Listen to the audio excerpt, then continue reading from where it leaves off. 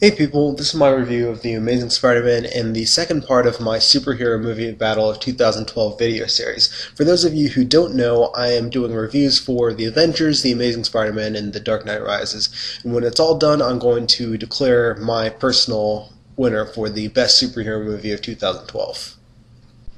The Amazing Spider-Man has faced quite a bit of opposition ever since it was announced that Spider-Man 4 was being scrapped and the franchise was getting rebooted. As more was revealed about this new direction for the franchise, fans grew skeptical. Peter Parker was going back to high school, and we were going to see the origin story told once again. Finally, The Amazing Spider-Man has been released, and the big question is, did they make the right decision? Let's get started with the cast. Andrew Garfield gives a great performance in the movie's lead role. His portrayal of Peter Parker feels like a new variation of the familiar character. He's brilliant, but he's not really the classic nerd stereotype. The movie puts a lot of focus on his abandonment issues that come from the loss of his parents as a child. As a result, Peter is a loner and an outcast, with more of a rebellious streak than is usually associated with the character. Garfield's Spider-Man feels like a more direct adaptation of that side of Peter's identity. This is finally the fun, wisecracking Spider-Man that we only got hints of in Raimi's trilogy. Andrew Garfield has stated on many occasions that he's been a fan of the character for most of his life, and I can believe that. His ability to really capture the essence of Spider-Man is a testament to the love he has for this character. Emma Stone is enjoyable to watch as Gwen Stacy. She brings her usual witty charm to the character, who is written as more than just a helpless damsel in distress. Gwen has brains and spunk, making her feel like a good match for Peter.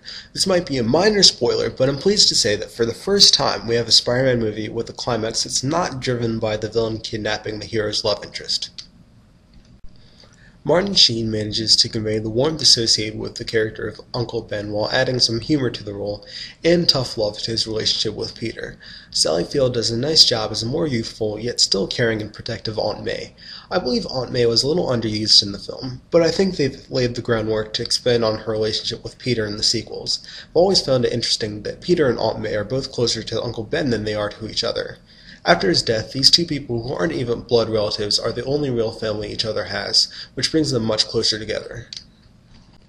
Rhys Ifans succeeds in balancing the light and dark elements of Curt Connors. Throughout the character's history, Dr. Connors has pretty much always been a good person, afflicted by this condition that he struggles to control, somewhat like Bruce Banner. I think a lot of us fans had some concerns that this movie would depict Curt Connors as more of an evil, mad scientist type, but Ifans depicts a man with good intentions who desperately longs to make himself whole. There are definitely some elements that The Amazing Spider-Man's version of Curt Connors has in common with Sam Raimi's versions of Norman Osborn and Otto Octavius, but I believe they've managed to make Dr. Connors unique enough to do the character justice. Some people have been quite critical of the movie's story, but I think it's pretty decent. Everything fits together very well in a way that doesn't feel forced. Things aren't exactly like how they are in any of the comic book series, but the changes they've made help to give the film a sense of cohesion without feeling like a drastic departure. This cohesion contributes to the movie's very natural flow. Peter's story progresses very gradually, giving the audience time to get to know this character before we're thrown into the full-on superhero action. While this movie doesn't attempt to go dark and gritty, the world does have a more grounded feel. One of the only real drawbacks to this very natural presentation is the dialogue. It's not bad, but it lacks the fun and comedic flair of movies like Iron Man or The Avengers. By no means am I suggesting the movie should have been written in the same style as The Avengers, but 8 years ago, how many of us would have guessed that an Avengers movie would be significantly funnier than a Spider-Man movie? The movie has its funny moments, and I really appreciate the fact that Spider-Man is now telling jokes, but I hope they work on improving the overall quality of the comedy without sacrificing the drama as they move forward. Peter Parker and Gwen Stacy's love story is given an adequate amount of attention without taking over the movie. Their relationship is also a source of conflict because of Gwen's father's feelings towards Spider-Man. Captain Stacy views Spider-Man as an out-of-control vigilante who needs to be stopped. Being with Gwen puts Peter right under the nose of the man who is gunning for him more than anyone else in the city. Gwen is somewhat torn between her loyalty to her father and her affection for Peter.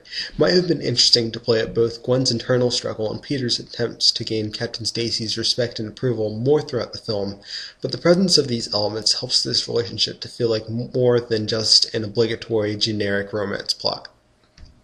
For the most part, the effects are great. Spider-Man looks better than ever swinging around the city. However, the Lizard wasn't quite up to the standard of other blockbuster CGI characters such as the Hulk and the Avengers. There's an interesting contrast between the way most of the scenes involving Peter's everyday life are presented, the very colorful, somewhat stylized look that sets off certain scenes like the bridge rescue and the final rooftop battle. The fight scenes aren't mind-blowing, but Spider-Man moves the way he should, making him fun to watch in action. Now, I feel like my review wouldn't be complete if I didn't answer the question that pretty much everyone who has seen this movie has an opinion on. Was it a good idea to do the origin again? I've been against that decision ever since I found out that they were going this route, and I must say that as much as I enjoyed this movie, it wasn't able to change my mind. As I watched the movie, I enjoyed the new tone and feel that Marc Webb brought to the world of Spider-Man, and I was impressed at how different it felt from Sam Raimi's first Spider-Man movie. However, this wasn't them giving us the best new Spider-Man story they could. This was them doing their best to give us a story that felt new after unnecessarily tying one arm behind their back by deciding to retread plot elements that audiences saw only 10 years ago. The story of Kirk Connors, Peter's relationship with Gwen, the legacy of Richard Parker, and the mysterious subplot involving Norman Osborn are all interesting new things that didn't really need to be tied to the story of Peter becoming Spider-Man. Movies like Tim Burton's Batman and The Incredible Hulk prove that it's possible to start off a franchise without putting the hero's origin story at the center of the first movie's plot. If you want a Spider-Man franchise with longevity, it does make sense to start with a teenage Peter Parker that we can see grow throughout the series. For this reboot, I would have taken the same approach as the animated series The Spectacular Spider-Man, which begins when Peter has been Spider-Man for a few months, but is still in the process of learning how to be a superhero. We've already seen a movie with Peter feeling powerless at school. We've seen him excitedly exploring his new powers. We've seen Uncle Ben die after Peter lets the burglar go. I could go on, but you get the point. By choosing to adapt the same story for part of the movie's plot, they held a significant portion of the movie down in been there, done that territory.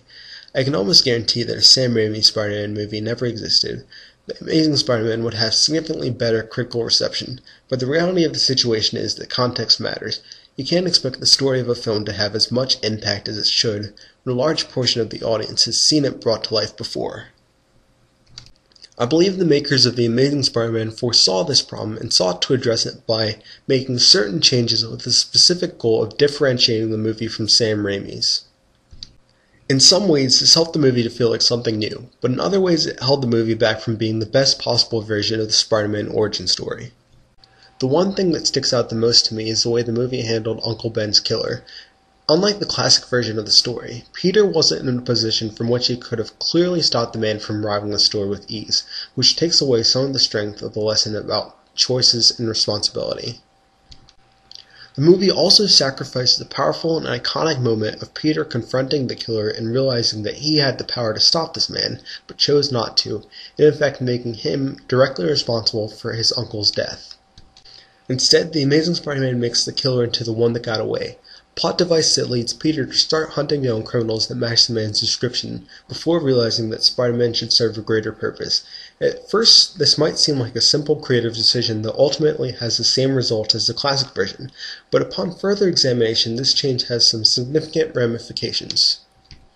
In Sam Raimi's Spider-Man movie and most retellings of Amazing Fantasy 15, the confrontation between Peter and the burglar marks a shift from Peter looking for something external on which to target his anger, to Peter directing the blame inward and feeling the guilt that he never fully lets go of. This guilt is the force that drives Peter by serving as an emotional scar that reminds him of what happened when he didn't live up to his responsibility to do the right thing. The Amazing Spider-Man implies that Peter may realize that this convenience store burglar is the man who killed Uncle Ben, but there's never a definitive shift from outward anger to guilt. This video isn't about comparing The Amazing Spider-Man to the original Spider-Man movie. The point I'm trying to make is that if you watch both films, you'll realize that both have their strengths, and if The Amazing Spider-Man wasn't in a position where it's released so close to the original, where it's pretty much necessary to throw out some of the great elements of that movie, it could have been a near-perfect retelling of the Spider-Man origin. To sum up my criticism of this particular aspect of the movie, The Amazing Spider-Man is held back by two conflicting goals: telling the origin story and making a fresh new movie. They weren't able to tell the origin to its full potential due to the necessity of discarding some of the things that made Sam Raimi's movie great only 10 years ago. They weren't able to make a movie that felt completely new because in choosing to retell the origin, they locked themselves into retracing some of the obligatory plot elements done by the earlier movie. I don't want to give the wrong impression by ending this review on such a critical note. I really did enjoy The Amazing Spider-Man, and I think this is the beginning of a very promising franchise that will probably give us what fans will unanimously consider the greatest Spider-Man movie ever made. However, The Amazing Spider-Man isn't quite good enough for me to give it that distinction without feeling a great deal of uncertainty. While retelling the Spider-Man origin story when it was done so recently probably held this movie back from reaching its full potential, The Amazing Spider-Man does a solid job of executing its chosen story. This concludes my review. If you liked what you saw, please like, comment, subscribe, and tune in next time.